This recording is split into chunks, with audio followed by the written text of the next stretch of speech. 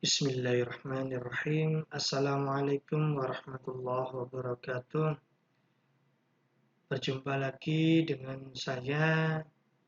Dalam video kali ini, saya akan membahas tentang statistik dengan materi penyajian data. Penyajian data itu yang akan saya bahas adalah menggunakan dua cara, yaitu menggunakan tabel yang nanti akan ditampilkan ada data berbobot serta data berkelompok. Yang kedua dengan menggunakan diagram atau grafik. Di sini ada diagram batang, ada diagram garis, serta diagram lingkaran. Langsung saja, ini adalah contoh dari data yang sudah saya ambil berupa berat badan dari 40 siswa. Ya, jadi langkah pertama yang akan kita ambil adalah mengurutkannya. Nah, ini setelah diurutkan, dari data tadi didapatkan data yang terkecil adalah 59 dan data yang terbesar adalah 93. Setelah data kita urutkan, maka langsung bisa kita sajikan dalam bentuk tabel ya. Nah, ini yang pertama adalah tabel data berbobot ya. Kita kumpulkan yang 50-an kita kumpulkan jadi satu, yang 60-an kita kumpulkan jadi satu, yang 70-an, yang 80-an, dan 90-an. Sehingga ini kalau kita total itu ada 40 siswa. Dari data ini yang kita tampilkan dalam bentuk tabel, data berbobot, maka bisa kita ringkas lagi dalam bentuk data berkelompok. Nah, ini ya anak-anak. Yang berat badannya 50 sampai 59 itu ada 1. Yang 60 sampai 69 ada 10. Yang 70 sampai 79 ada 19. Yang 80 sampai 89 ada 7. Dan yang 90 sampai 99 ada 3. Nah, Bapak berharap dari contoh ini kalian bisa mengerti bagaimana merubah dari sebuah contoh data yang sudah kita ambil, yang sudah kita kumpulkan, kita sajikan dalam bentuk tabel anak-anak.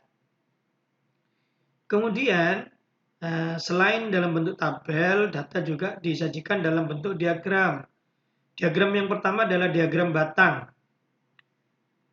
Penyajian data dengan menggunakan gambar yang berbentuk batang atau kotak disebut diagram batang. Diagram batang dapat digambar secara vertikal maupun horizontal. Ini contohnya. Diagram batang di bawah ini menunjukkan jumlah siswa bermasalah pada suatu sekolah. Ini yang saya contohkan tahun 2001 sampai 2004. Ya.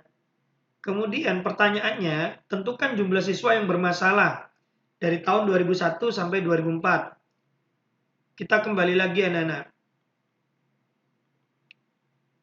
Ya, yang 2001 ini ada 6 siswa. Yang 2002 ada 10. Yang 2003 ada 13.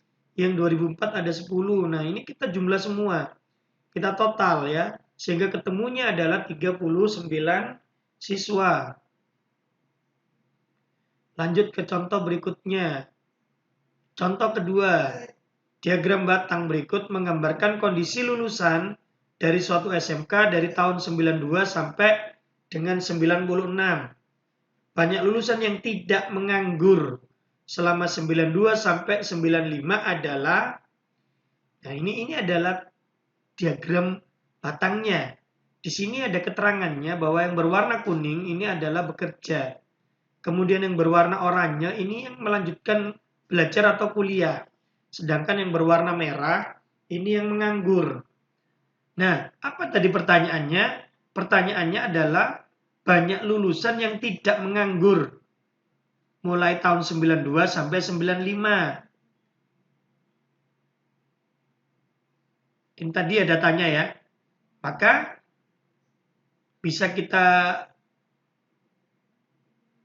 hitung lulusan yang tidak menganggur selama 92 sampai dengan 95 itu 200 tambah 100 tambah 225 tambah 100 tambah 200 ditambah 75 ditambah 250 ditambah 75 ketemunya 1225 siswa.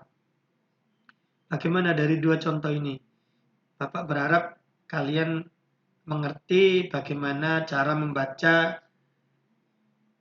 sebuah tabel dan diagram. Berikutnya anak-anak. Nah ini yang kedua.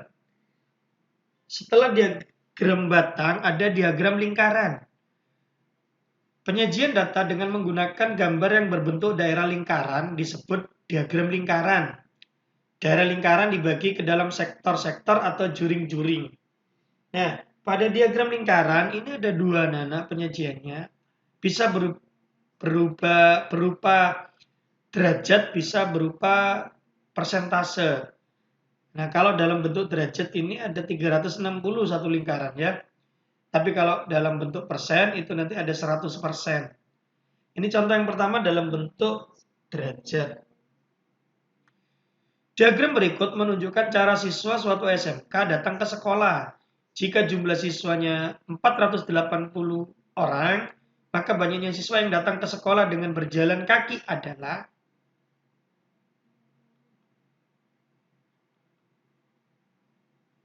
Nah, kita cari yang berjalan kaki tadi 360 dikurangi 60 derajat ditambah 72 derajat ditambah 45.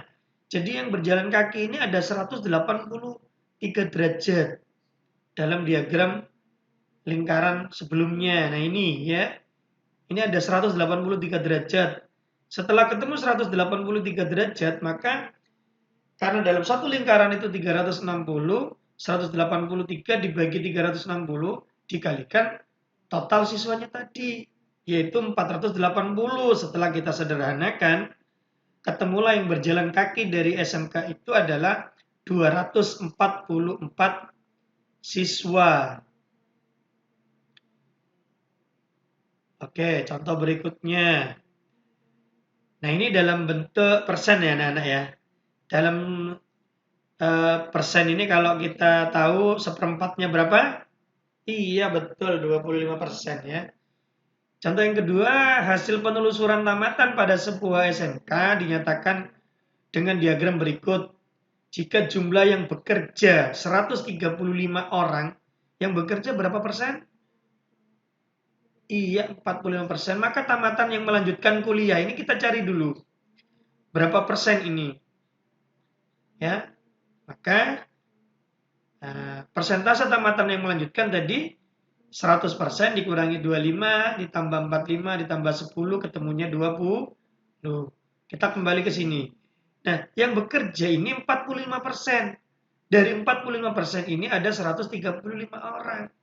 Maka tamatan yang melanjutkan kuliah itu adalah 20% dibagi 45% dikali 135.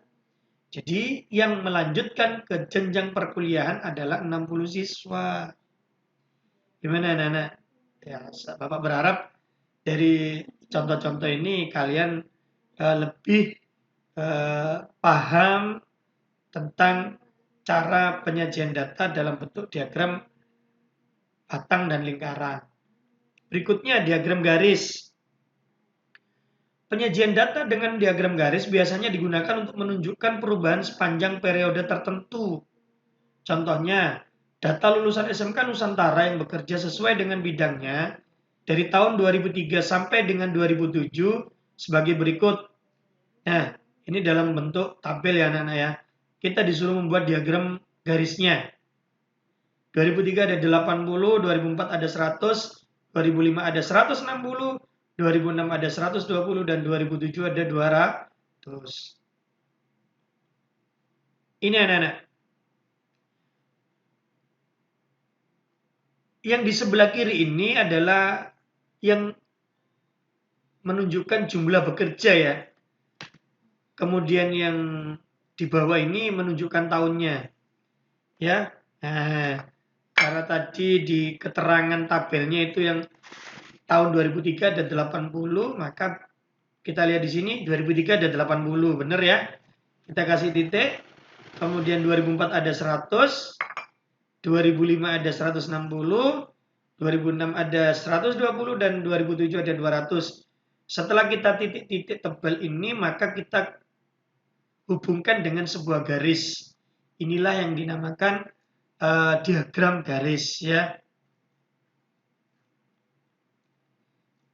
Nah, yang terakhir ini, penyajian data dalam bentuk histogram dan poligon frekuensi. Histogram merupakan penyajian data bila data dikelompokkan dalam tabel distribusi frekuensi. Ada beberapa hal yang perlu dilakukan untuk membuat tabel distribusi frekuensi, yaitu menentukan jangkauan. Jangkauan itu adalah data yang terbesar dikurangi data yang terkecil atau maksimum atau dikurangi minimum ya. Seperti contoh yang pertama tadi, setelah diurutkan ketemu data yang paling kecil dan ketemu data yang terbesar. Kemudian yang kedua, menentukan banyak kelas interval. Nah, di sini ada ketentuannya. Kelasnya itu 1 ditambah 3,3 log n. Dengan n itu adalah jumlah data. Sedangkan K itu adalah elemen bilangan bulat. Dan yang ketiga, menentukan panjang kelas interval dengan rumusan jangkauan dibagi K. Ini adalah untuk bentuk histogram dan poligon frekuensi. Nah, ini contoh yang Bapak ambil adalah contoh yang pertama tadi anak-anak ya, yang kita sudah sajikan dalam bentuk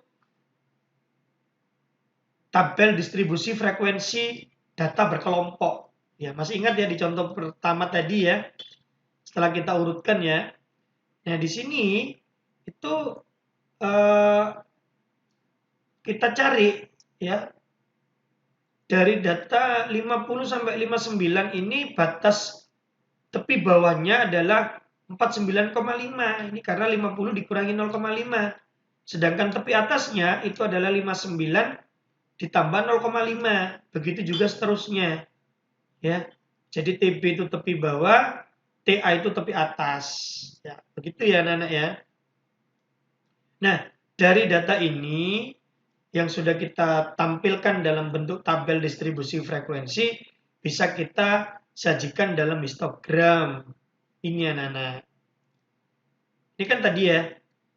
Ya, yang di sebelah kiri ini frekuensinya, yang di sebelah kanan ini tepi kelas ya. Nah, histogram itu sama dengan diagram batang ya, berbentuk batang-batang gitu secara horizontal ya. Nah, ini antara 49 sampai 59,5 ini ada 1 ya di sini. Kemudian yang di antara 59,5 sampai 69,5 itu ada 10. Antara 69,5 sampai 79,5 itu ada 19. Dan antara 79,5 dan 89,5 itu ada 7. Dan yang terakhir antara 89,5 dan 99,5 itu ada 3. Nah, dari bentuk histogram ini yang berbentuk diagram batang ini, kalau kita sajikan berikutnya, kita kasih garis-garis ya, kita kasih ujung-ujung atasnya itu kita kasih titik-titik dan kita hubungkan sebuah garis, inilah yang namanya poligon. Jadi lengkap sudah video pembelajaran yang Bapak sajikan pada kesempatan kali ini mengenai statistik dengan materi yaitu penyajian data.